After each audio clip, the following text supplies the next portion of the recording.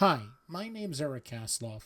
I'm a filmmaker, and each week me and my best friend Larry Sands, who's also a filmmaker, sit down and have virtual lunch with up and coming people in the film industry, established people in the film industry. We talk about how they started, where they're at, and more importantly, where they want to be. This week, we are having lunch with Sierra Nutkevitch. Sierra. The way I discovered you was going on to the Final Draft webpage and looking up the winners of the Big Break contest. Since I live in the horror world, that's the only thing I'm really. No, I'm okay at family stuff, but mainly killing teenagers. I'm really good at that. I noticed your movie and I am fascinated by the Golem, the Jewish tradition. And I immediately looked on and just started, researching you and was like, yeah, we're starting a new podcast, the second one, and she needs to be one of the guests. So tell us about that project. Oh wow. I'm so touched. I'm glad that it spoke to you and hooked you in. The Golem was such an interesting project for me. I feel like I've been working on it for so many years in different iterations. Because I made a proof I wrote a short version of it, and then I wrote the feature version, and then I made the short version proof of concept of it, but 15 drafts later. And so it feels like I've lived in like every iteration of this story. And it's For me, the reason so for anyone who doesn't know, a golem is a creature from Jewish mythology. And it is a creature made from clay, comes from Kabbalah tradition, and it is made with the purposes of protecting the creator. And so there's lots of stories of it going rogue and hurting the person who made it. There's different stories of it helping its creator in various ways to escape pogroms and anti-Semitism of various kinds. And I'm not sure I even know the origins of it, because they say, like, there's some people that say that it originates in the Tanakh, the Torah itself. And so and the myth is that the recipe can be found within it. And so I went on this journey during the pandemic, as I feel like this is pretty universal, where we all just sort of like lost our minds a little bit. And I think a lot of people really started to like look inward and figure out issues with their mental health and various things. And for me, it was a time of examining all the ways that I had it was the beginning of a de-assimilation process for me. I was trying to rediscover parts of my heritage that just didn't get passed down, and because of pogroms, the Holocaust, and various Yeah. forms of my family were refugees on both sides, and Wow. and so it's and so there's just things that we just don't always know, because you just can't possibly know everything. And so I was researching different Jewish myths and stories, Jewish medicine, like pre-Holocaust shtetl medicine, and that was so interesting. And that sort of led me. And during that, I know this is like a whole spiel, but during that, I was starting graduate school at Columbia University, where I was getting my MFA. And so all of those interests and what my work started to converge into this story, and it all just sort of came out all together. And that's how the story of the golem became the story of the golem. Now, before we ask you about the movie, I have the big Mm-hmm. question for everybody. What are you having for lunch today? Oh, me first. Yeah. Sorry, this is a weird one, but oh, you can't even see. Um, it's peanut butter on toast. I have like meals for breakfast and then like snacks for lunch. Okay, Larry. Nice, nice. I am having, I was inspired by Nicholas when we talked to him because he had some string cheese. Yeah. I went one further. I have cheese and it's wrapped with like turkey. So turkey and cheese. So yeah. The What do you last have? episode, I went very New Yorker and had a Reuben. Oh Today, yeah. I'm keeping it light and having tuna salad and chips. Weird Nice. story, guy. Before we ask to tell you about the movie, I had these chips during the Super Bowl that were cheeseburger flavored, and those things taste like cheeseburgers. So now we know the background of the movie. And Jewish culture, since me being of the Romani or Gypsy people, I've always felt a kinship towards Judaism and Jewish people. We were both almost mass. We were both mass, pretty much tried to be killed off, so there's a brother and sisterhood, but the folklore within Judaism, I mean, with the Dybbuk box and then the Golem, which before I saw Lord of the Rings, I knew about that because of the silent films that were really good, and then an episode of the X-Files. So, what's the story of the Golem? Your story? My story of the Golem.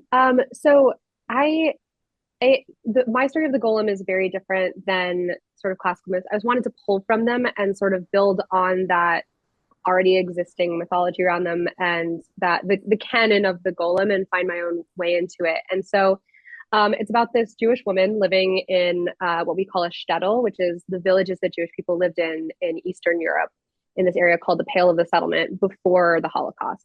And so it takes place in 1840s Poland, and it's about a Jewish woman who is caring for her mother-in-law on the outskirts of the village because the mother is suffering from leprosy. And because of that, she's very isolated, and so she realizes that she actually prefers that life of independence to her very traditional marriage and motherhood and those the the markers of what womanhood of her era was. And so in so doing, is pursuing she decides to pursue what's called get, which is a Jewish divorce. And she builds a golem in order to protect herself because this puts her sort of in this very odd position.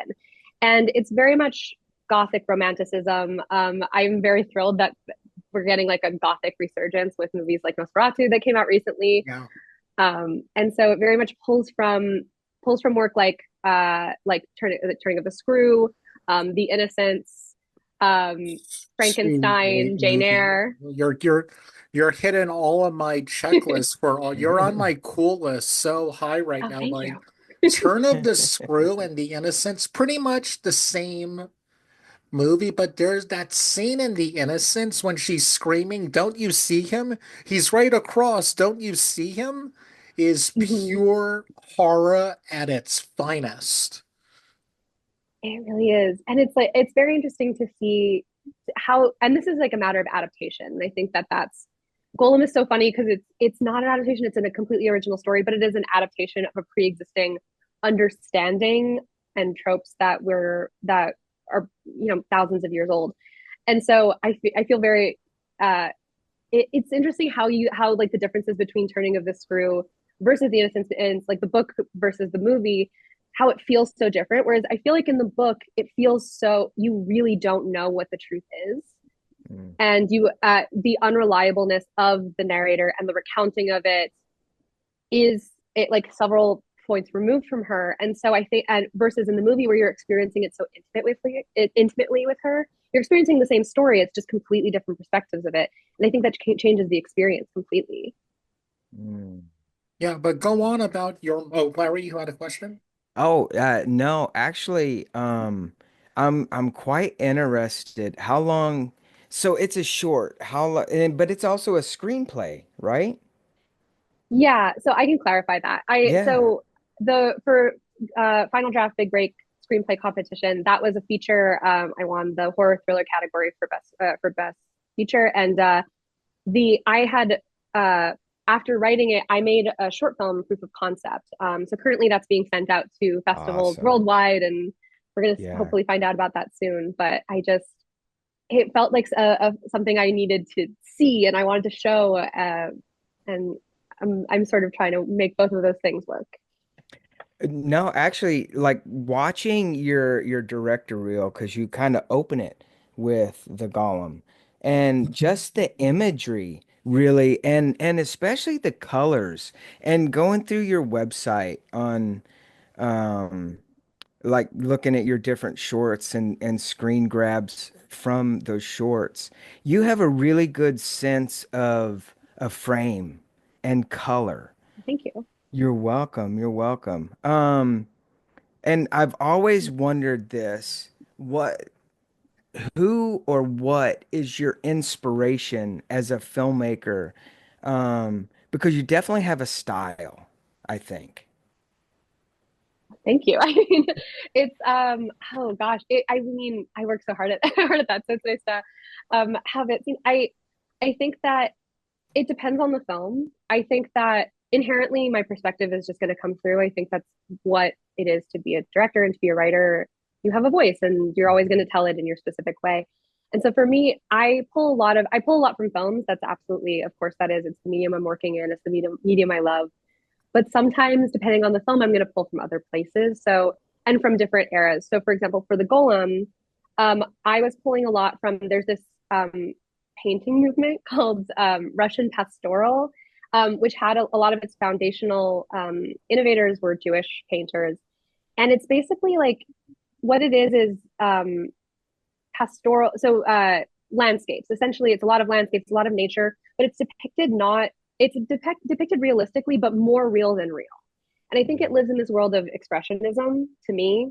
In the film sense, I don't feel like I know enough about painting to say if it's the painting sense, but I felt like it expressed the inner desire and the inner feelings and mentality of the character, or in the painting's case, of the painter. And so that's what I'm always trying to do. I'm trying to externalize the interiority, and I think that it's all. I think it's all tied into like to me, it's a story is at its core about a person and the choices that they make, and so I think it all just kind of comes from that. Wow. That it's interesting that it seems like you just take everything that you see as inspiration. And just by you saying that this painting really spoke to you, and from that you get um you get inspired, and all of a sudden when you do that, and I'm always curious because I think like filmmakers, they work different, actors, they work different, screenwriters, they work different, and so really to be able to get inside of your head as this creator, when you look at your painting or anything that inspires you, do you Well, you cut out, Larry. I can't hear you.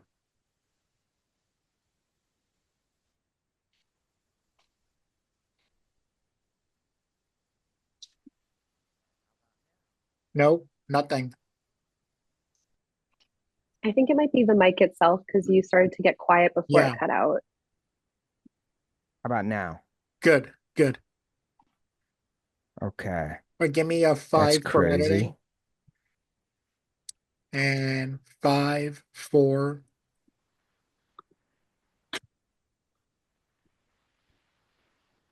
Okay. Can you guys hear me now? yeah. But I can't hear you. This is crazy. Oh, Oh, Weird. this is going Hold to be on. fun to I'm edit sorry. out. There we this will be like go. one big chunk. Yeah, Oh Oh, there we go. yeah. Yeah, you're gonna have to edit all that out. So, yeah. where do you want me to start again? Where did I leave off? I don't remember. I'll start with something. Okay. I'll throw in an ad or something during that No, part. no. Here, I'll start again. I'll Okay, ask my okay. question again. And five for, It's great to be able to talk to you about um, being a director and filmmaker and screenwriter. And it's also doubly interesting to hear you talk about the things that inspire you, like the painting. When you look at things that give you inspiration, do you automatically start formula, like come up with like ideas and storylines based on that? I can't help it. I it's I am constantly coming up with new story ideas, and I think that I I'm gonna say there's two kinds of writers. That's not true. Obviously, there's a million kinds of writers, but I feel like you can always divide writers into so many different kinds of binaries. Where I feel like there's people who really struggle to come up with a lot of ideas, and so they work really hard on like those few those and they be, and those ideas are so beautiful because of how much focus and passion they go into them. And so you have filmmakers who are not as prolific, but that does I don't think that prolificness is necessarily better. It's just two different sort of schools of it. And so I think that's like one pro and con. And I think for me, I'm definitely in the other camp where I have so many ideas and I'm always coming up with so many things that it's so hard to sometimes know which one to focus on because I'm always working on more than one. And so sometimes it's I what I've learned, I think, is that when it's an idea is new, I have to write out down everything I have thought about it in that moment from that point of inspiration because it always comes from that. Everything I could possibly think, and then I just have to like not touch it for a bit, so that when I come back in like a month and I read my notes and I'm like, I have no idea what this means. Sometimes that means it's not that good an idea. Yeah. Right, Sometimes it right. means it's great and I have to focus on it and then I delve back into it if I'm still excited. But sometimes I have to like give it a minute or it distracts me from like the thing I'm really trying to work on. That's amazing. I'm Because similar in right that way. go ahead, go ahead. Now, before we get into that, we'll get back into the writing. So we know where we are now, but we're going to go to the beginning. What made you fall in love with filmmaking and movies in general? What was it, a particular movie, a director? What was it? It's this is a fun question because I feel like I have such a dramatic story for this in such a funny way. It's like part of the mythology of my life almost. I've always been a storyteller my whole life. I never thought that I would do it. Like I didn't grow up with movies. My parents weren't like they watch movies very casually. I didn't. My family are all accountants. Like that's the energy. I have like 11 of them in my immediate family. Two of my three brothers are accountants, and one of them is training to be an accountant. Anyway, just context for what I'm about to tell you. And so I was like, I'm not going to do that. I'm going to. So I was studying mechanical engineering, and Oh, wow. and I went to Fantasia Film Festival, which is one of the biggest genre film festivals in the Oh, world. yeah, yeah, one of the best. Have you been? It's a wonderful. Haven't yet, but hopefully our feature, which comes out later this year, will get in. Here's Yeah, hoping. Good luck. yeah, I've also submitted. So here's hoping they're listening, and they're like, let's get them. yeah. So let's hear about it. and And so it's in Montreal, my hometown. And so I attended as a guest. Guillermo del Toro, who's one of my favorite filmmakers. I look up to him so much. And he was doing a Q&A before a documentary that he had been interviewed for. And so I went with some friends and it was an amazing documentary about practical effects and prosthetics and how much that, and he talked about how that informed his process. And I got to ask a question. Um, Oh, I don't remember what my question was because I blacked out. I was just so happy to be there and I was so nervous because I hated, especially back then, I hated public speaking. Um, and it's like a 200 person auditorium and maybe more, I don't know, numbers aren't my thing anymore. And we had like a whole back and forth. He like had a conversation with me and wow. it was like Wow. the audience like disappeared. I just felt like I was having a conversation with someone who like respected what I was saying and Wow. it just changed my life forever. I was like, Oh, this is it. This is what I want to do. And so that's what I did. I dropped out. I dropped out because I was also not happy. It wasn't like it, but if Guillermo asks, I dropped out because he told me to. It's a risk, okay. right? Yeah, that's part of, um, print the legend. exactly the mythology of Sierra, and so and so I and that was it. I went into film. I called up every production house in Montreal and I was like, do you want someone who will work for you for free? Wow. And That one of takes a them lot did. of guts, Sierra. Wow. Thank you. So my question with that is I gotta know now, what films of his made you a fan? And I got Pam's Labyrinth. Was that the one that got you in, or Devil's Backbone? Oh, it was Devil's Backbone is wonderful, but Pan's Labyrinth, I think. I mean, it's for me, it's still his best film. Yeah. It's everything. It's perfect. It's everything I love in a movie, and I think you can see its influences so strongly in the Golem because of I do see that also as like female gothic romanticism, and you see that so strongly in work like Crimson Peak. Um, Another favorite of mine, which is in a totally different zone. I love Pacific Rim. That's a I think it's great movie. incredible. I That's love good. it. Yeah. That's good. What's great about him as a director is he can do something like Blade 2.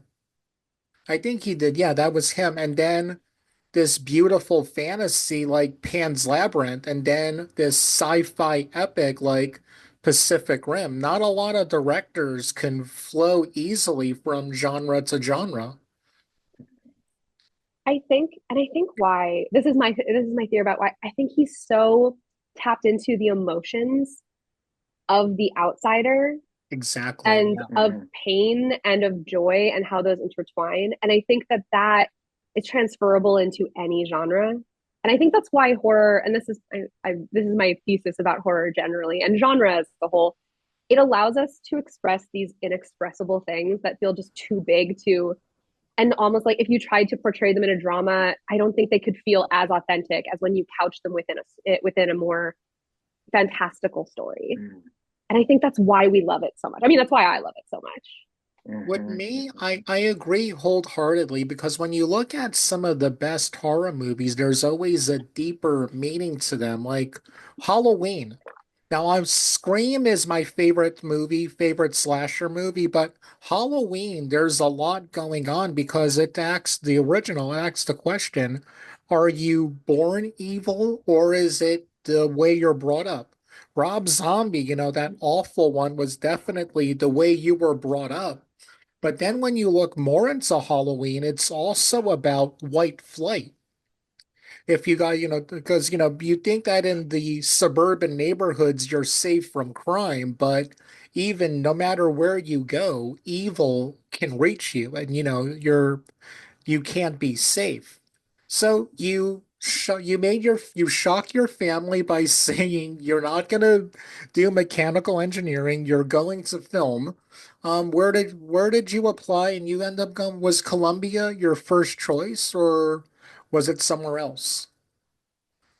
So I want to say my family was incredibly supportive. Oh, good on them. Which yeah, I think for them, I think I definitely I came to them with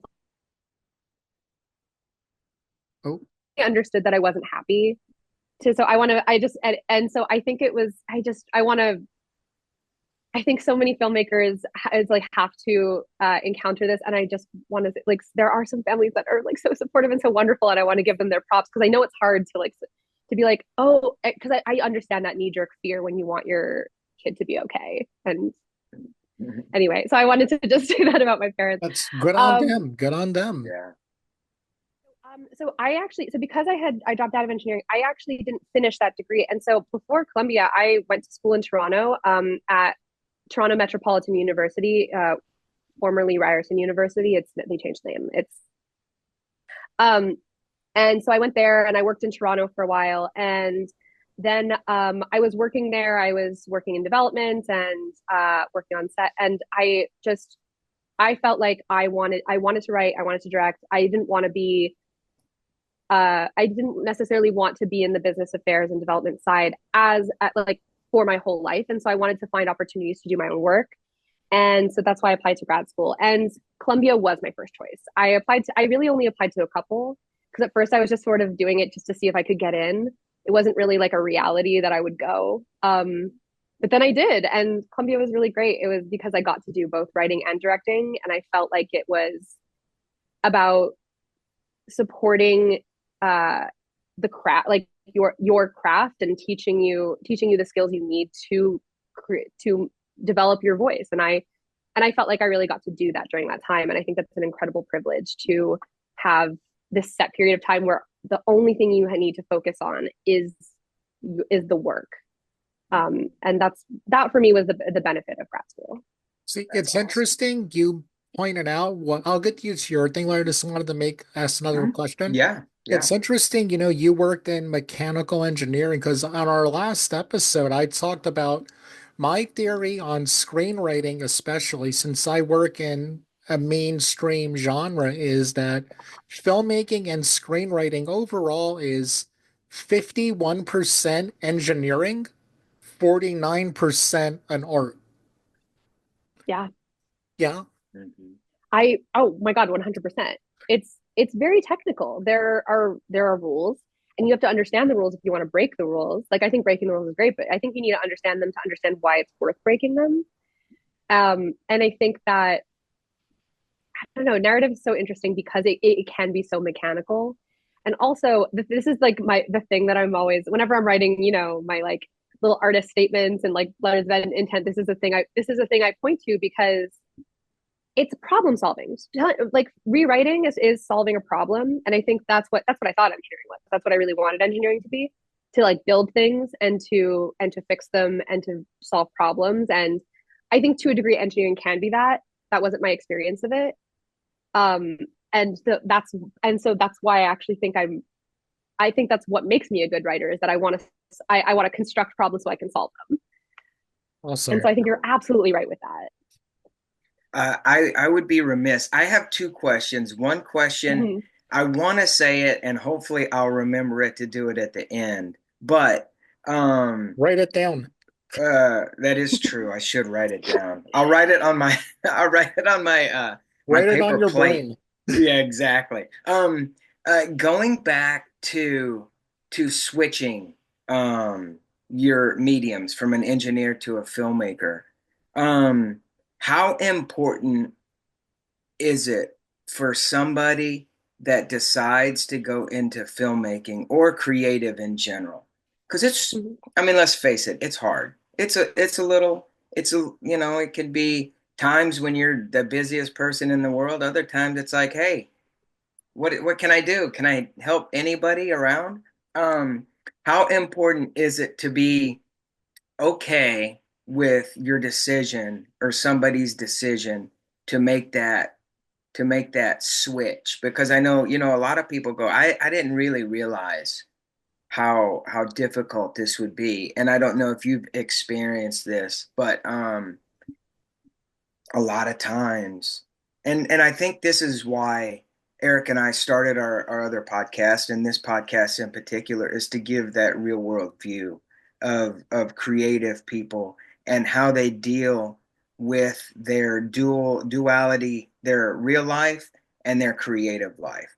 And so how important is it for or for is it how important was it for you to be accepting of being a filmmaker and knowing that there's going to be times when it's going to be a little bit more difficult in waiting for people?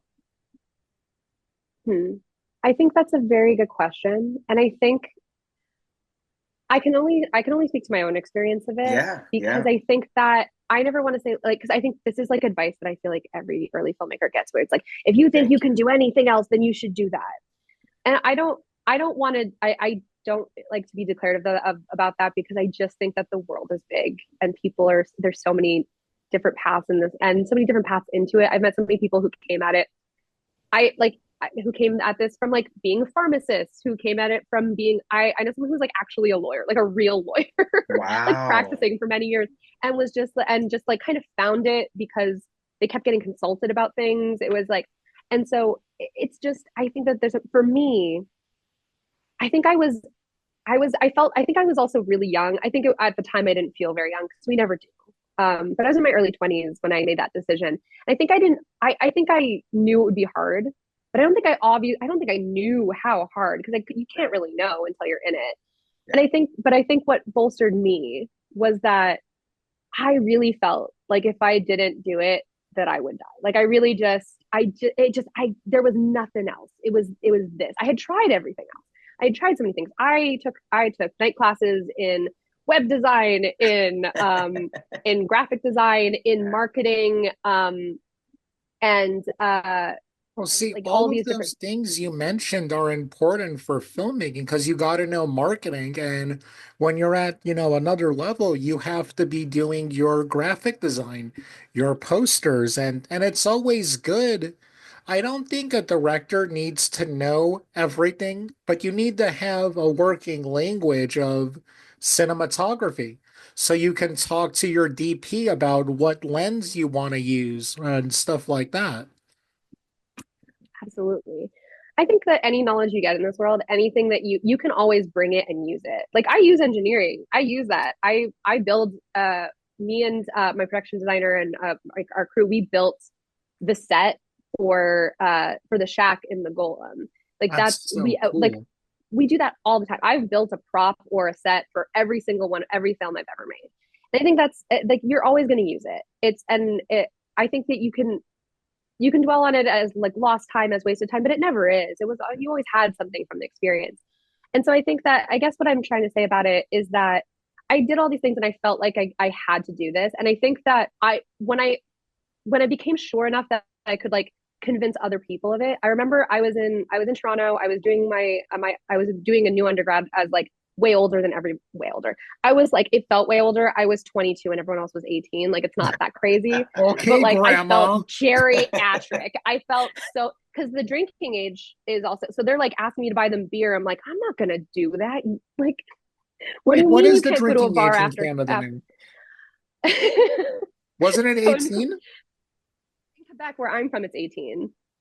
In Ontario, where I was going to school at the time, it's 19. So, Oh, so anyway, this is just such a digression. I'm so sorry, but I guess I just mean I felt it felt such a funny thing.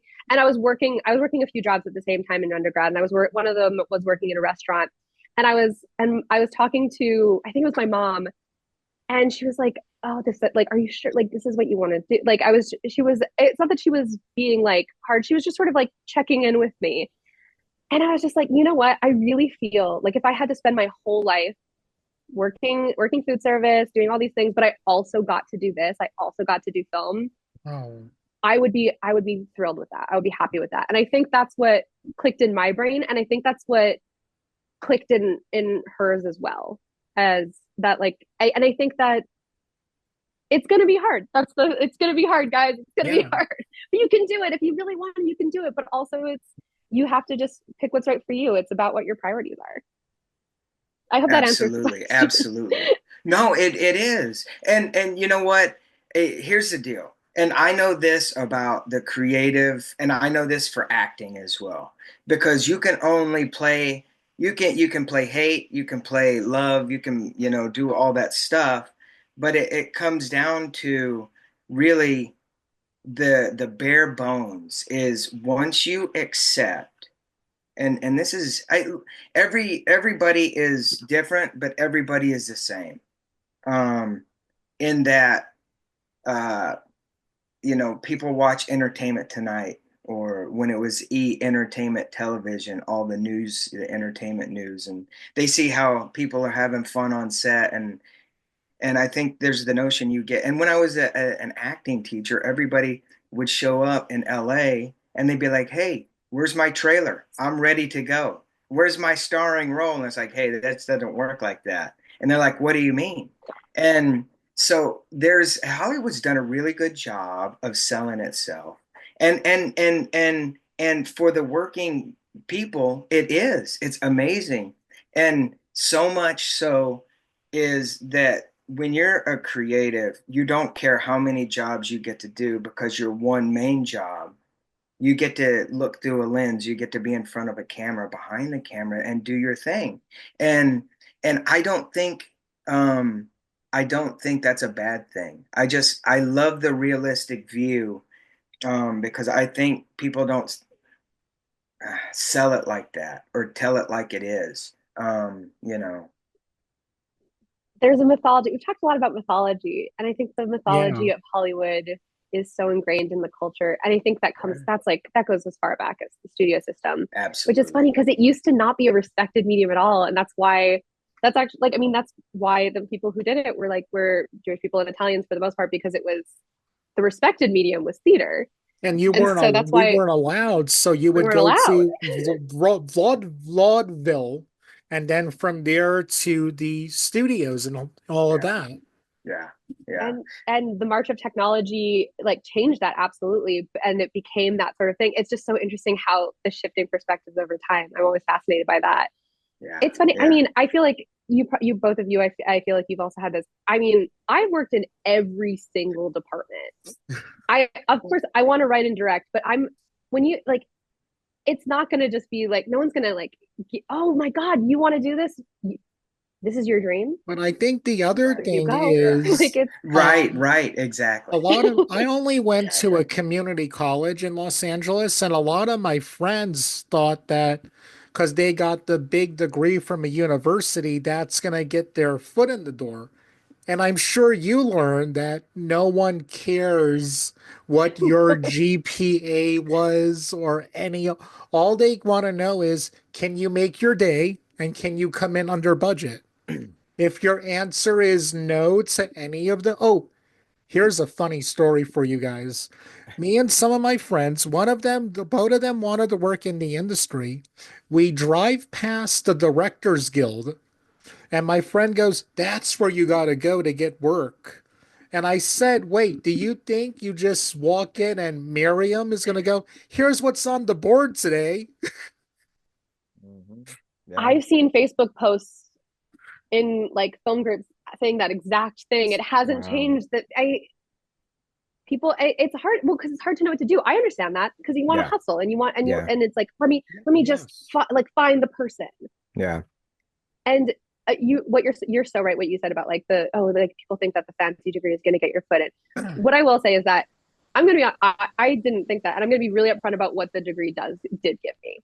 It gave me time to work. I'm uninterrupted to work on my stuff. It gave me resources to make work, not just like the resources of equipment and funding and like and collaborators who would work for free because I would work for free for them and those Yeah. sort of You things. build your film family while in college, I always like to hmm Exactly.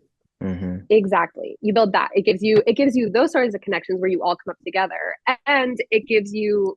And I'm not saying that there's no connections. Like, one of the things that has been really great is that when I moved out to LA from New York, I could go to a bunch of my professors and people that had run master classes, and I could also email people directly and just be like, "Hi, I'm a grad student who has moved to LA. Can Yeah. I talk to you?" Yeah. And that was a huge thing that I got out of that. Whether I could have gotten that out of a different university, that's probably also true. It's just you're going to have different things with it. And I think that for me was the benefit. I didn't come in thinking like, well, everyone's going to. I honestly, a lot of the time, I don't even put it that I went to grad school in my letters because I just don't think people care. Yeah. Like, it's on my CV because of course it is, but like it's Yeah. not. I don't usually lead with that because I really don't think people care. If anything, I'm a little, because I'm Canadian and I'm Jewish. And I'm a woman. I feel like I'm at the intersection of apologizing for existing and Right. also like Not just self-effacing you. I like apologize. I have a guilt Yeah. complex, so I think everything is my fault. yeah, oh, we Everything, have so much in everything. common. I mean, what was it? Something went wrong on a podcast about a month ago. Oh, I Mhm. swear I sent out a link to a guest and It it was was to another taking a guest, right? while. Hmm? It was you sent it out to one person and you You go, know, we oh were wait, I having had a to do the meeting other for one. an audiobook we're Right. producing. Yeah. Yeah. I sent the link out, and the guy didn't get on exactly when I sent the link because he's normal and was gonna wait a few minutes. And I just, guys, it's my fault. I'm sorry. I don't know what I did wrong, whatever it is. I'm sorry. Another thing went wrong while we were making our movie. Again, not my fault at all. I wasn't even in the room. But it was my fault because if I didn't make this movie, that person would have been here and it would have happened. And also, when It's it's your baby, everything's your fault because it's like everything's your responsibility because it's your movie. And so it feels like everything feels so much. There's like that added pressure and responsibility. absolutely. It Absolutely. It is crazy, right? Because if you do, when you really think about it, when you do act, especially actors, and they go to, Juilliard and stuff. I've seen a lot of people. This is not a slight against mm, anybody. I know people who have gone to film school, and it's still not that well. It doesn't. And I think that's what and I think and knowing, what I know and the people I've worked with, the people I would never work with again, the people I won't waste my time on. You when you start working in the industry, and I think this is why when you get into the higher level, the studio system, right? They have people that they know that they can work with and count on, right? That mhm. that work well and that can participate and not, throw chairs and break people's noses. Just Um, pretty much me. right. I remember Eric. No, never mind. I'm Um, actually a lot like Noel Gallagher on set. It's horrible. No, I'm exactly, exactly. But I think, you realize it's like Eric said, your film family, who you can count on, who you can say, hey, let's go shoot this really quick. Hey, can you trust me, to bring this project to you? And I know I can trust you, and that's where the collaboration, really begins. So it's important to note, and really. I was going to say it's important to note that it may make a difference sometimes. A lot of times it's that introduction. People go, Yeah. "Oh, they went through a process. I respect the process." But then all of a sudden it's like, "But what can she do? What can he do?" And I think that's where the rubber meets the road. And I think there's this idea of film as being like, oh, it's this like really reciprocal thing. It's like quid pro quo. Like you just people are always looking to use each other, and it's like I'm not going to say that that's not true. I but I think that the flip side of that is like that's a great thing that you can. I think that it is a good thing because it's exactly what you're saying. It's like you have your set family and you work together consistently, and it's like I've worked for free on I cannot even count how many sets. I could not like it. I and people have worked on my sets, and it's an exchange of labor that's transactional inherently. But what it really actually is that there's just people who I will anytime if they ask me for anything, I will do it for them because I care about them. I care about their career, and because I know and like yeah, because I also know they do it for me. And I think that that's what this like it's an industry of relationships. And I Yeah. think that that's a beautiful thing in so many ways because art can be so solitary, and this is one of the few mediums that is a team sport. Very much, absolutely. And to go back to when you were talking about graphic design and all these different functions that you acquired along the way, I think it's highly important. Um, Oh yeah. but I will say that, like looking at your website, I continue to look at the stills, right? And I love the pictures. I love obviously like the landscape and your framing just from the stills. And I can see how you engineered the film to the look, and it's really just from the stills I get this sense of you have a very good perspective and vision, and setting things up, and What we're I trying to really say is appreciate please that. send us a link to the Golem Right, in right, soon right. so we can watch Exactly, Absolutely. them. exactly, You exactly, got it. Thank As you. soon as exactly. this is over, I'll send it to you. No Awesome. Thank problem. you. I mean, honestly, I'm always not shocked, not pleasantly surprised. I almost become infatuated because I wish that I had that that aesthetic or that notion to do that. And I think that's something that that I try to work on in things that I do. And so I just you're very inspiring in that way. Oh, So I appreciate that. thank you. I appreciate that so much. I mean, I haven't seen your directing work, but I think I get the sense that you're probably underselling your own work if I'm guessing correctly. I but I think that what I'll say about it is that I don't think that those aesthetic sensibilities are inherent. I think that I think I developed those things. I learned those things, and I think that those things can be developed. And when I say was saying that like I learned craft in grad school, that is absolutely one of those things when you're just immersed in film, you Yeah. see how people do things, and you break down the mechanics of how other people are able to do things. So watch I and even outside of school, like I have been a student of film for so long. I think we're students our whole lives. Yeah. I think that we're constantly learning things, and I think that if we stop, that's when the brain atrophies. But it's and so the thing that here's the ways that I've learned and developed that is when I watch things, I'm looking for I read into everything. There's this like there's this idea of like the curtain's blue because the curtain's blue. No, it's not. It you decide if like it even if that's what the intention was, I don't really care about that. Death of the author. That's not my problem. My problem is how I'm going to interpret and look at something. And if I see meaning in what is conveyed on screen with what I'm experiencing of the story, then I'm going to internalize that and think about how did they do that? What were they thinking about? And I think it's just that I think about everything.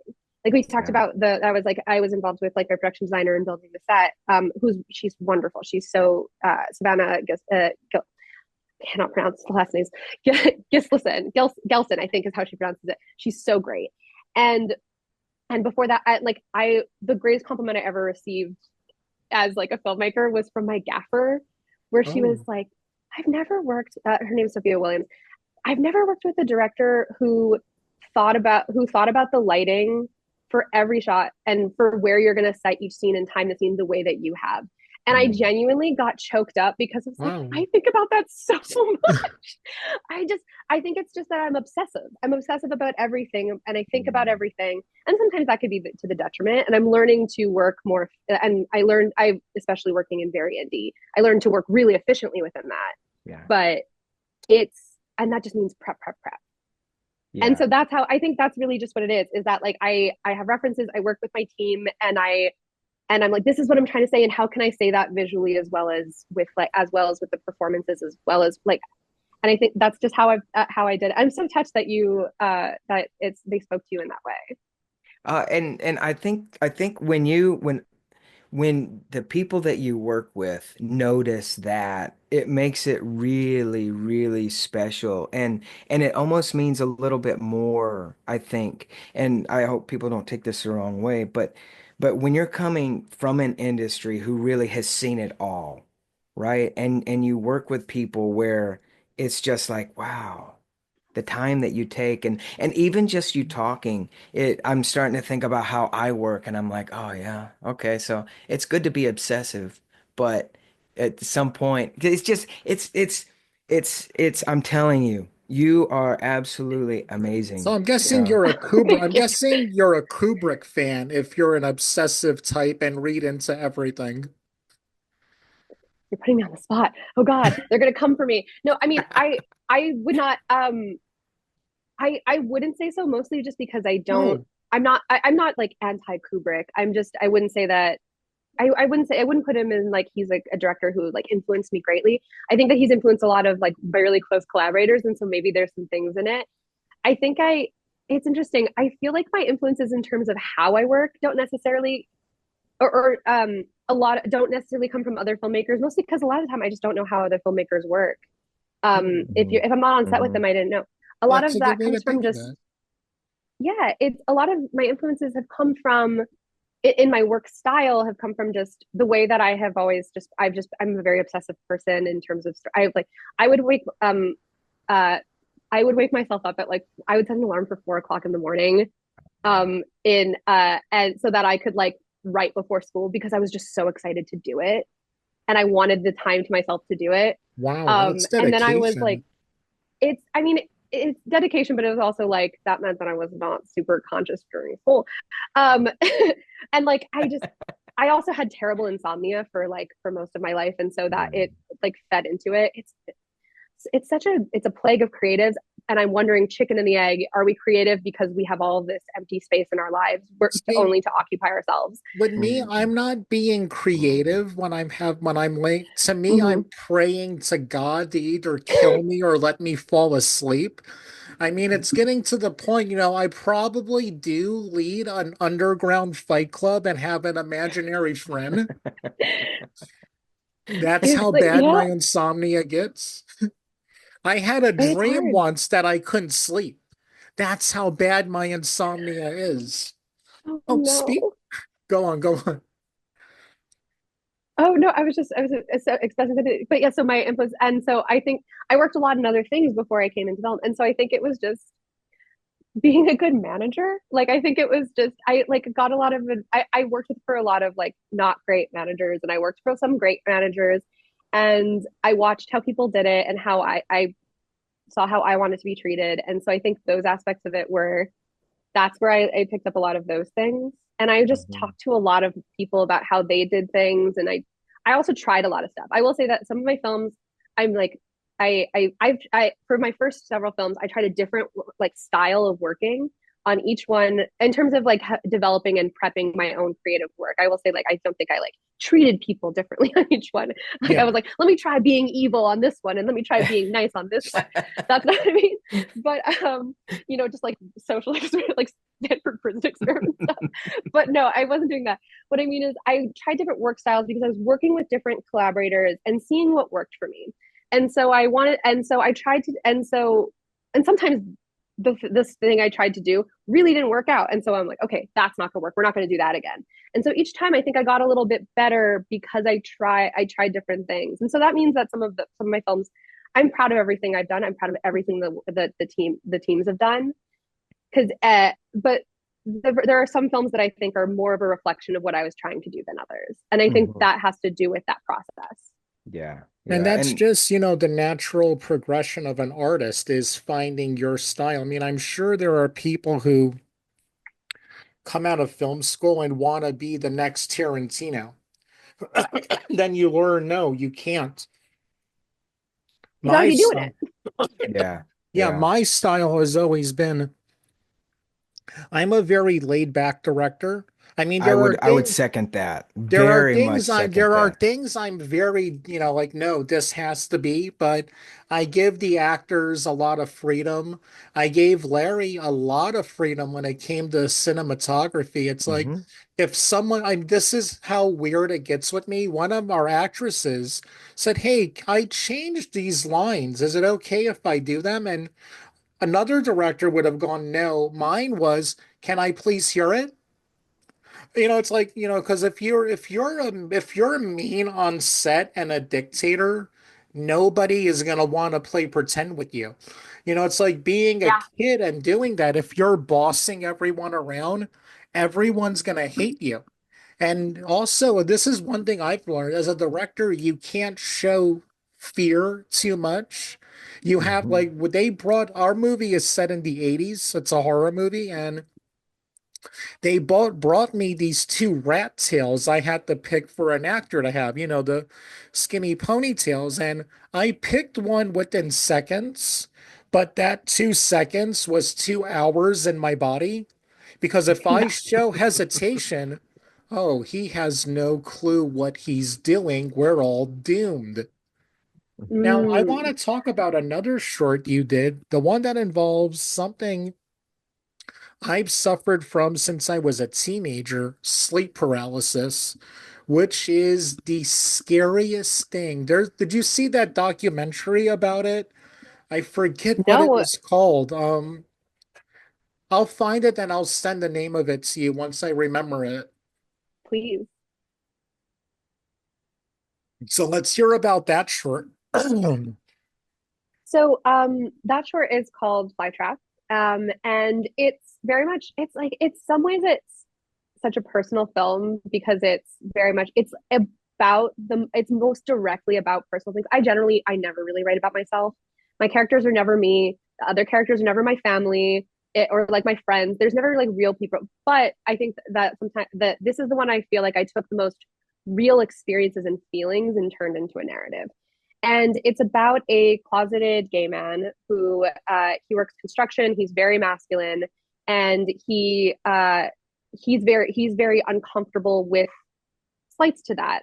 He's really very much like internalized misogyny, and he has dropped his kid brother off at college, and so he's alone for the very first time in his life, completely just cut off. And so sleep paralysis, for anyone who doesn't know, it's a thing that happens when a person is sleeping, where basically when you're sleeping, there's like a chemical that like goes through your body, like that your brain emits. We're gonna have to fact check some of the science of this. I researched it, but it's been a bit. But there's a chemical that's like released in your body that basically paralyzes you, so that like when you're running in your dream, you're not going to start running. And so sleep paralysis is sort of when there's something a little bit wrong with that, where you will wake up, but that chemical is still in your body, and so you can't move. And so you're sort of in this like state between sleeping and awake. And a lot of people, myself included, will see a what is like actually like medically called a sleep paralysis demon, The hag and it's basically is exactly what some people call it. Yeah. there's this painting called The Nightmare, that is like such a it's I think it's from the 1700s. It's like a very old depiction of it, and I think this is just we have across history, across the world, we all experience this in a very similar way, and we all sort of see very similar things. Most people see like some, and like there's variations. Like some people see like a hag. I see very much like a shrouded demon, like a in a black shroud, and it will be sitting in the corner of the room. Often if there's a chair in the corner of the room, and so a lot of cultures will have like myths about like you can't have an empty chair in your room, which I think is so fascinating. And or it'll be for me, it was often sitting on my chest because you literally can't move, and sometimes Yeah. you also stop breathing. And so that's an experience that I had that all the time for like most of my life. And there's like periods where it goes on and off. I haven't seen my sleep paralysis demon in a while. Have you But checked up on them though? Have you emailed them to see how they're doing? you know what? I think he's ghosting me. I just Okay, that's so messed up. but um and it's yeah, so it was one of those so it was a film that was very much about that, and it was also I'm someone who so I'm queer. I came out later in life. I came out like older than a lot of my peers did, we'll say, because I think I'm of a generation where people were felt more comfortable coming out and so it was very much about my feelings and sort of why it took me so long. And I think that there's a lot of like complicated, psychological things going on in that. But for Flytrap was about this man who basically, because a lot of times sleep paralysis can be triggered by sleep issues like insomnia, but can also be triggered by like emotional turmoil, Mm. psychological events, things like that. And so he's developed sleep paralysis. And at first, it goes from being this horror film where he's being haunted by the sleep paralysis demon, who's like, I'm always watching you, and it's emulating the way that he's always watching this man he knows from work, and the man from work is always watching him. And there's this sort of undertones to their dynamic, and he's really resisting that. It goes from that to sort of to a romance. It's a horror romance where he Oh, develops a relationship with the sleep paralysis demon because the sleep paralysis demon is him. It's all the things that he's feeling, and when he hates himself, the demon's going to push him, and it's trying to just get him to reflect on himself. And it's basically this progression of going from this internalized homophobia and misogyny, where he's seeing this more feminine man who doesn't care what people think, who's also working in a very masculine job, into a place of comfortability where he's because he starts in a place where he both resents and wants this man, but then he's realizing that he's putting that on him, it's not, and that allows the relationship to develop. Yeah, That's wow. I'm pretty actually working on a cool. feature version See, of it now. So when Wow. I see as a That's Hollywood, if cool. I'm thinking this as if I'm a Hollywood executive and you're pitching that to me, I'm thinking this is great if we do it as a horror movie, or we could make a lot of money and turn it into a comedy, like a I think, buddy yeah, comedy with him and the demon, guiding him along to do stuff. a good age of horror comedy, I feel. Um, Yeah, very So what much I so. find Very interesting much. about your work is it sounds very much like the A24 quote unquote elevated horror yeah. movies where it's Hmm. about something. And Yeah. I'm on the opposite side of that. I call what I do pop horror because I love pop punk music, much more easy, like PG-13 type of horror where it's like easily digestible. But when I find people like you who put thought and meaning and metaphors behind everything, I'm always so, wow, that's another cool way of doing it. And again, getting into what our genre, how Hereditary can be awesome, but so is Sleepaway Camp 2. You know, Yeah. Hmm. Hmm. No, I love a slasher. I don't think that like here, this is where I have a little bit of an issue with the term elevated horror I because I hate just it. feel like it's I hate disrespectful it to horror. personally. It Horror, is. It really is. I love a slasher. I think that has so much value. I think that I've seen some very thoughtful, like slasher, bloody, like what you called it, like pop punk, which Pop a Hmm. horror. music genre that I love. Pop Oh, horror okay, is I what I call it. got it. Pop horror. I think that has so much value to it, and I think that like Scream is pop horror. And Yeah, Scream is one of the foundational horror films of the world. yeah, but we're, what we're we're feeling is its influence now constantly.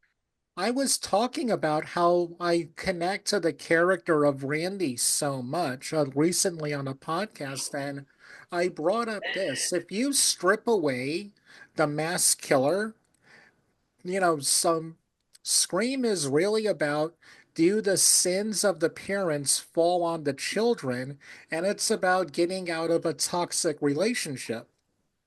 Yeah. When you really strip all the fun part, the pop elements away, you can make that movie. But again, nobody will want to go see a movie about getting out of a toxic relationship. But if you add a serial killer to it, then you Mm, watch it like, hey, because that's why we have the final girl in all of these movies. It's 35 to 40% of people who watch horror movies are young women ages 15 to 25 and older. mm, I do analytics like that. Like mm. I said, I see screenwriting as engineering. When I write, I'm like, okay, that's a great scene, but Tiffany and her friends from homeroom are not going to like that line. So I have to take it out to make sure it could be better for a broader audience. I okay, I'm not I mean, I depend. I think it depends what the line is. I mean, I'm coming in with very little context, but what I will say is that the reason, I mean, women love horror for a lot of reasons, but like it's one of those genres that like has historically featured more women than any other. Mhm, Completely, It mhm, completely. there's proactive characters, strong characters, and complicated characters, and you don't often get that in other things. And I think but we like the slasher, like we already like this genre, and so I don't think that you have to change the genre. I'm saying I think we should. There are things we should absolutely change about these genres sometimes, and Yeah, I think we should exactly, think exactly. about like rape revenge films are, for example, a thing that I think there's so many essays about I can't watch how we that. like. See, I I really cannot struggle with watch them. those. I'm never going to say this particular kind of story shouldn't exist. I'm saying but I think For there's for more thoughtful me, I ways. can't watch Yeah. it. Oh, I'm agreeing with you. I'm sorry. What I'm trying to, I guess, what I'm trying to say is just because something isn't for me, that's like separate from what I'm about to say. I think we can portray them more thoughtfully. I think we should think about those things, but I mhm. think that we don't have to change the genre to appeal to people who are already there. I think that we can notice Exactly. they're there and tell stories for them, but I don't think Mm. that I don't think necessarily have to change them. What I will recommend is a really incredible book called Men, Women, and Chainsaws, Classic, classic. That's where the a term classic. final girl was birthed in that book. Exactly. And so that, and it's like, that's like foundational horror, like feminist horror writing. And it's like, it's academic writing, but it is so accessible. And I think that it encapsulates so many of the conversations I that would also I've had over the recommend years. I would Oh, please go recommend ahead. get it as a digital book because the paperback is $60. It's the 90s teen horror cycle. It focuses on the teen horror movies from the late 90s and early 2000s from not completely feminist, but more of a female point of view, because that was really when the final girl was the point of the movie. Like in the 80s, it was the killer.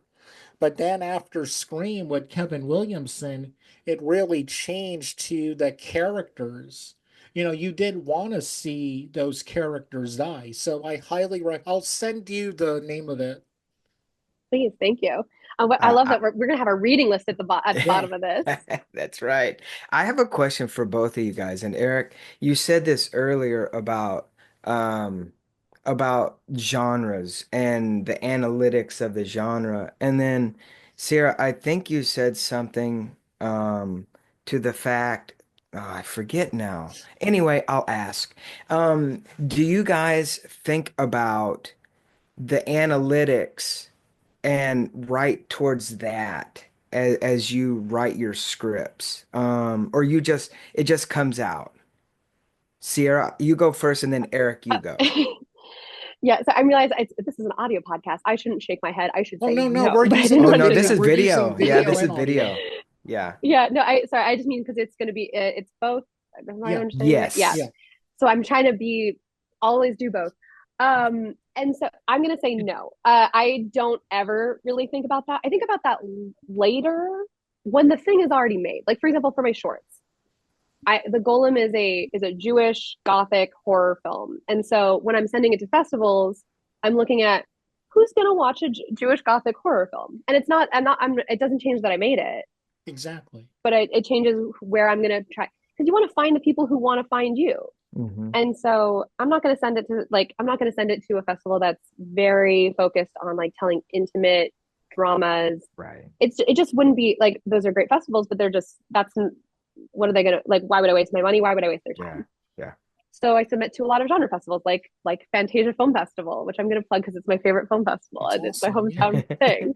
And also, I want to screen there so bad. And or like there's places where it's like it's or like Jewish film, we have representation and Jewish representation is always an interesting and long form discussion that I don't want to get too deep into. But they definitely don't get a lot of movies like The Golem. And so I'm hoping that so I'm sending it to them because I'm hoping that they want things that are a little bit different, but also that are speaking to to our community. And so that's what one way I do it. But when I'm writing, that's not my problem. That's future Sierra's problem. Right. Right. Right. I have you seen, before I answer the question, the movie The Possession about the Yes, Dippin' I just Dots? saw it a couple That weeks is ago. so good. And that's again, Jewish horror at its finest because, you get to see a Jewish exorcism, which, usually it's just the Roman Catholics who are the stars of those kind of movies. But with me, since I do work, well in that particular genre and family movies, I can't say the analytics, but I do look at the style of it and I try to remember the audience. Like when I'm writing a PG-13 movie, I think, okay, this is a gateway horror movie for people, so there are certain things I should not put into it because, again, you can't do that. Jason Blum of Blumhouse said this thing that changed my mind about writing so much.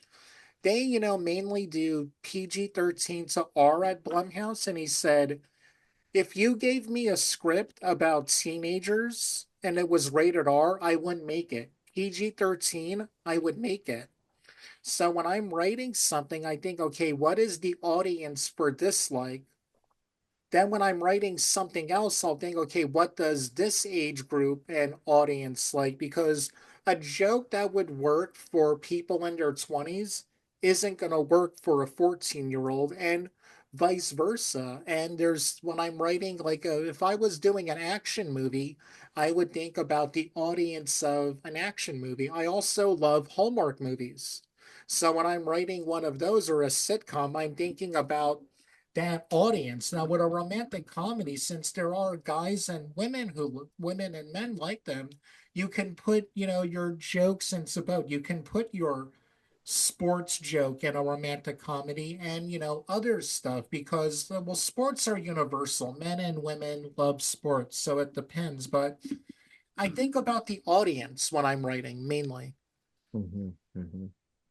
That's a really good point. I wasn't thinking of it in that way because that's true. I think what how I was thinking of all those things that you had said. It's not that I was thinking like when I I'm thinking about like the genre and the framework, like the medium that, and so I think that's how I was thinking about. But that's absolutely true. That is one way of thinking about it. Because when I have written for like different age groups, I consider that. I don't usually consider like the gender breakdown just because of the kinds of things that I'm writing. I'm not usually thinking of that sort of thing. But sometimes, what in like second subsequent drafts, I will be like, is this joke too niche? Is this Hmm. like, will people know what Hmm. this is? Like, I'm bringing it back to the Golem. The Golem is a Jewish film, but I don't like the screenplay. Well, I'm talking about the screenplay at this moment, but also but this also applies to the short. It's everyone theoretically anyone would watch this, and I want this to Yes. be Exactly. Yeah. legible and Yeah. understandable to anyone. And so I had to try and figure out like what are the things like what needs to be explained and how do I explain them. And so I had to I had to like figure out an interesting way to deliver Oh yeah. some pretty key exposition, which is what is a golem, Hmm. and And so I think, and that's always and hiding exposition or making the exposition the point is always a fun challenge. But one really lovely thing was that when you have, and to bring it back to the collaborators or discussion, I have really incredible collaborators who, I have Jewish collaborators and I have non-Jewish collaborators. I have collaborators of so many different backgrounds who I can send this to and ask them, do you know what this is? Does this mean anything to you? Like, or do you care? Do you are you, is that question bothering you?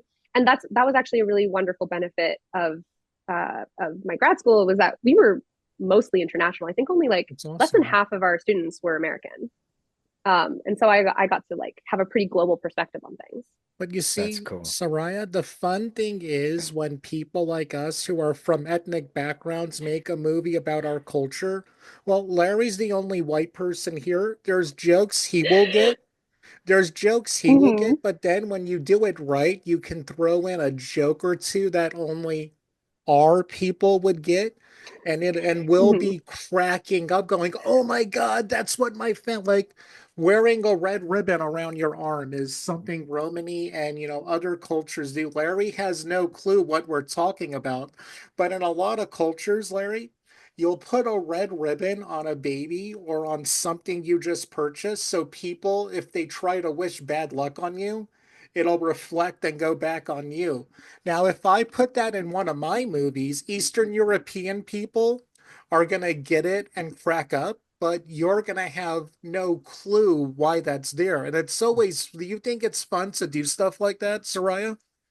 It- Um, yeah, it's I agree. It's funny that you say that the red string. Actually, we do that too. It's I That's so around we awesome. do it as like a bracelet, and when it disintegrates, when it breaks off, you're not allowed to take it off. It has to break off, and like so that's its own interesting. There's a lot of overlap. I always think that's so interesting. Um, and so I always do this, and sometimes it's just me being stubborn. It's like this is a detail no one's going to care about, but it's for me. And invariably, so other people, like other Jewish people will see it in the account. Other people who are like who other like ethnic people will like who have sort of like similar like. There's just so much overlap in with just a lot of Mhm. non-white cultures, Yeah. and so I think that means that there is a thing that I feel like I talk a lot about, and a lot of people I respect talk about, is like the universality and specificity. And Yes. so a lot of the time, if you frame something correctly, then everyone will understand that it means something to the character, even if they don't have the full cultural Hmm. context. They will understand. So, for example, there's a part in the Golem where she consistently is taking what going to a mikvah, which is a Jewish ritual bath, and it is a cleansing thing. There's a lot of like all of these additional Jewish elements to what a mikvah is and what it does. But for an audience who sees a character who is caring for a sick person, who is going to the village, submerging in a bath, and then going into the village, who is seeing her have these contemplative internal moments, who is seeing like this is like blasphemous, terrible thing. That there's a moment where there's blood in the water, and that's not okay. That's not acceptable. You'd have to drain the whole pool and be a whole thing. But anyone who sees that scene would understand how this is like that the even if they don't understand the full baggage and what's wrong with that, if you see blood and water in a space that you've known to be contemplative and cleansing, you understand that this is a bad sign. Yeah. Hmm. On the other side of things, I make a there's like a biblical joke that I make that is literally just like I, that like it's I just left it in because I think it's funny, and it's like I kind of it's one moment I don't really care if other people get it.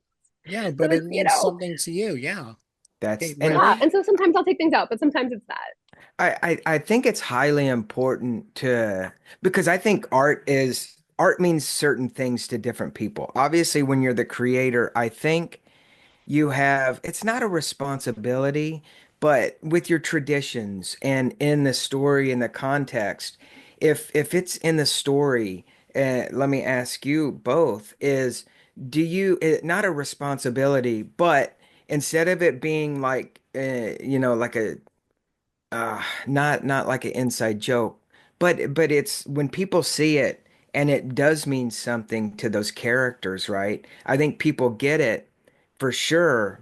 Um, but then do you guys take the time, or do you feel the sense that you should take the time and release little bits of information as the story goes to refer back to that? And it's just little things. It's like looking at a painting and you go, "Oh man, I feel this way, this way, this way." And then you have the artist come up and go, "Huh, I never realized that.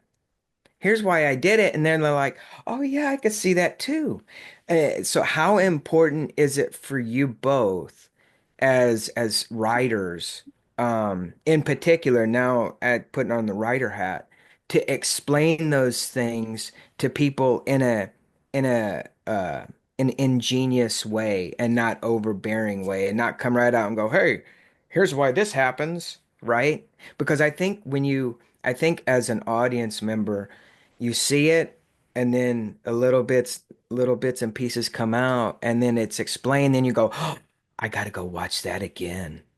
I mean, I'm curious about your thoughts about this, Eric, and before I answer. I would like to hear yours first, actually. We're in a stalemate of politeness. Yeah. Um, so I think it depends. I think that genre is such an important part of this. There are definitely tone. I think tone is maybe a better thing Mhm. to point to here. There are some films where it's like you don't have to explain anything. Sometimes it's just the kind of film it is. You just want people to go. Like Yorgos Lanthimos, I think, is a director and a writer who that seems it's just you. This is the world you're living in, and you must and just accept it and go with the flow. Yeah. And it's like I think that's such a strength of his and the strangeness of his films. And I think that for me, a lot of the thing it does depend on what I'm writing.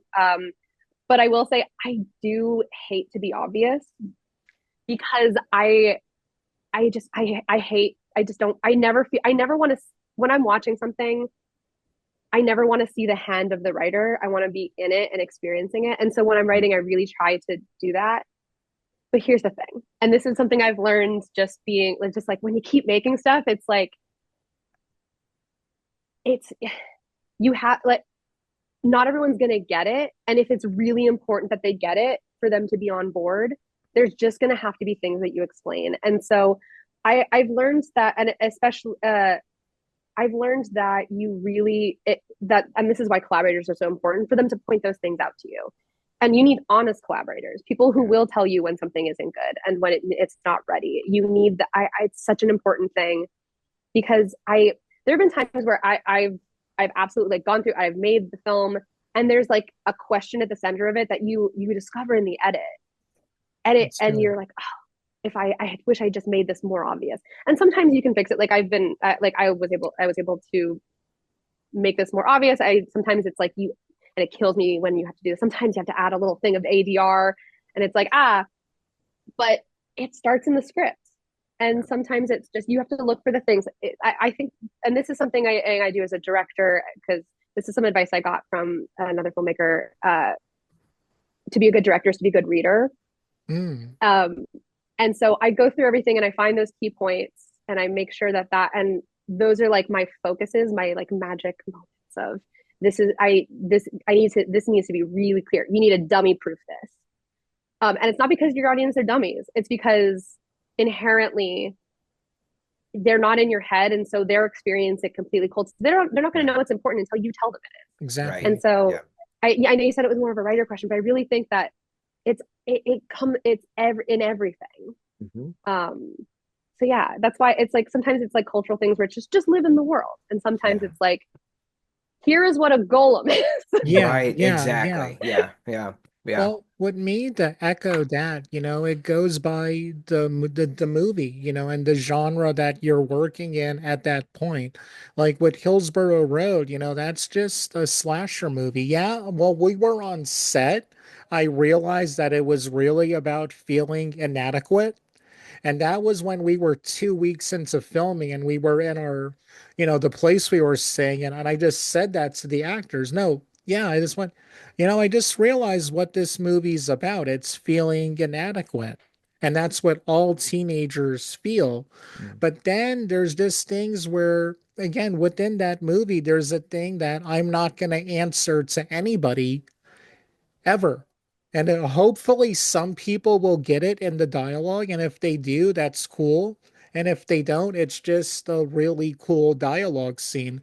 But then in my first move short that I don't like talking about because it almost made me want to quit everything, The Percipient, there's a scene in it where this blind psychic is doing an exorcism on a little boy, and she keeps saying Jantad Lesta, Jantad Lesta. That means nothing to you two, but in my language, that means leave him now.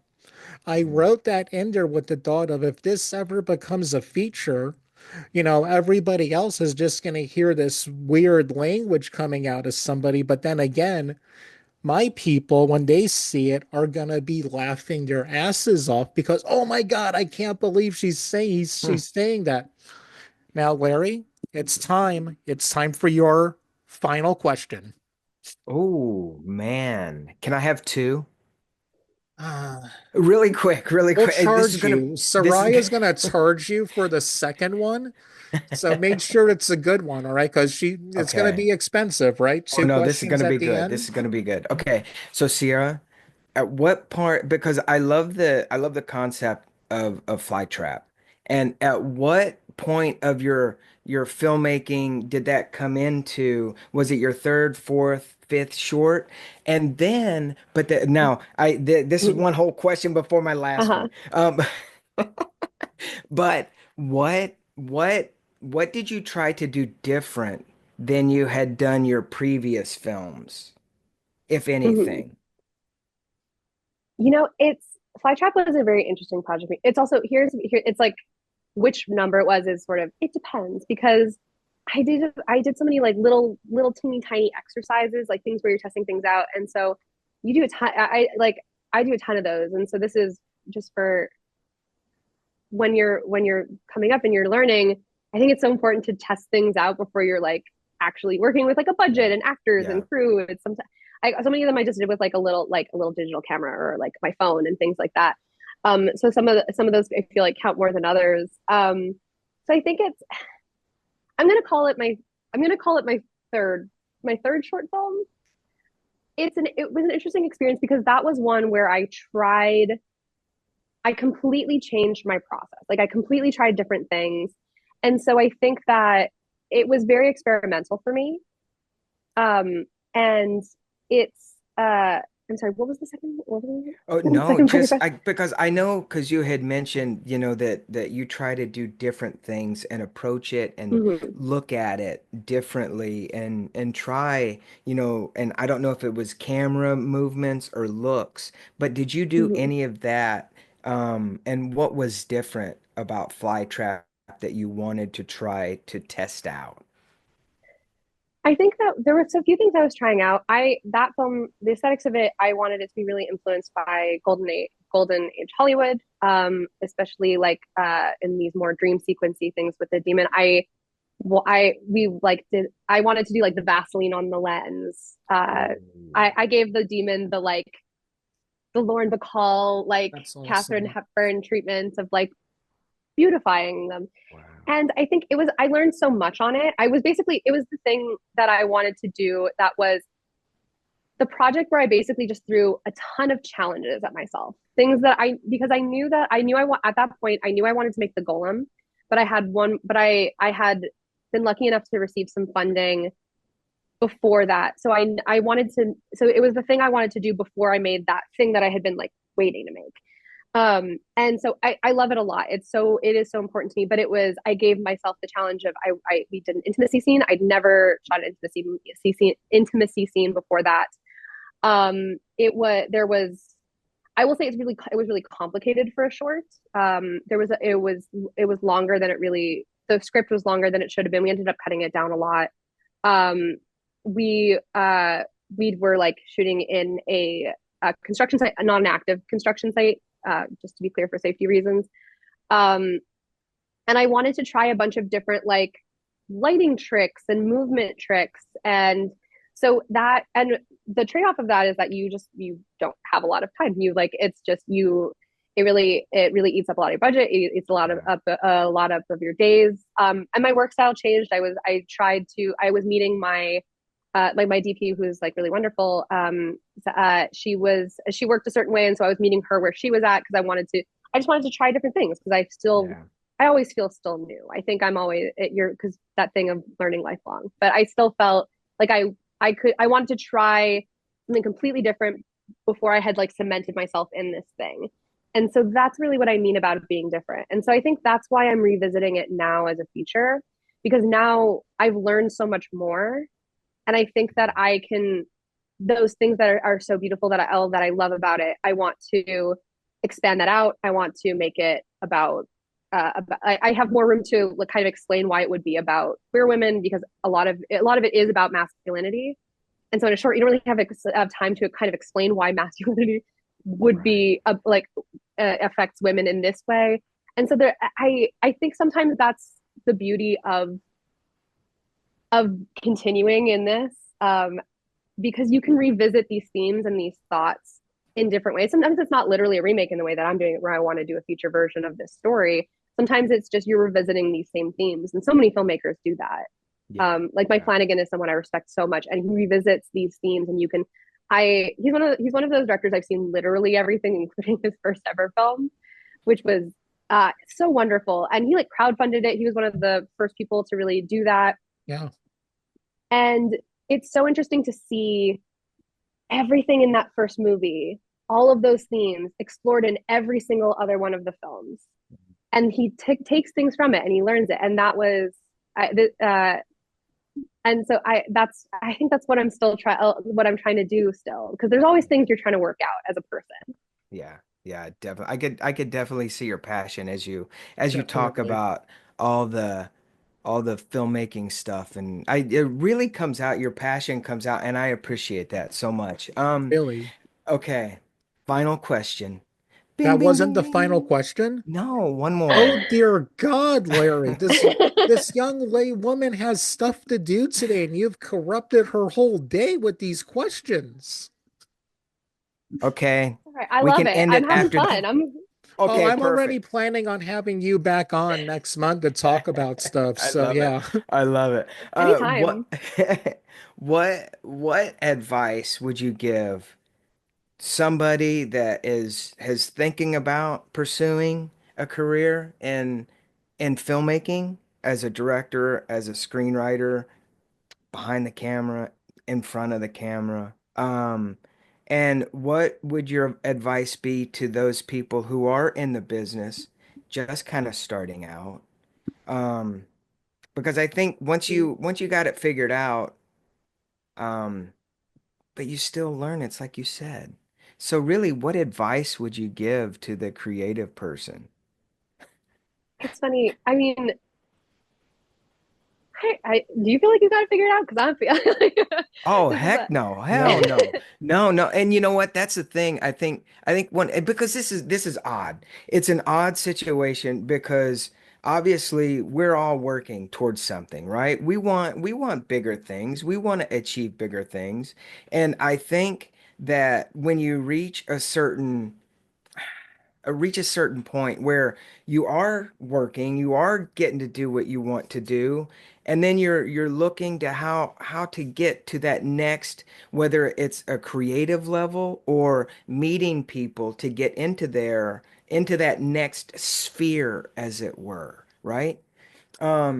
But I think one of the things to that maybe is odd because every time we have people on our other podcasts, we talk the something something, and we talk and we ask them about their projects, and and I remember that when I was doing commercials, I would always be uh, embarrassed, or I don't want to talk about myself. Oh, I don't really want to. Yeah, it's just something. Yeah, well, we did that, and now looking at that part of my life, I realize that it's not about hey, look at me. It's about the experiences that I went through to get to be able to ask people the same thing and just say, hey, it is what it is because you've lived a life, a creative life, and you have this experience that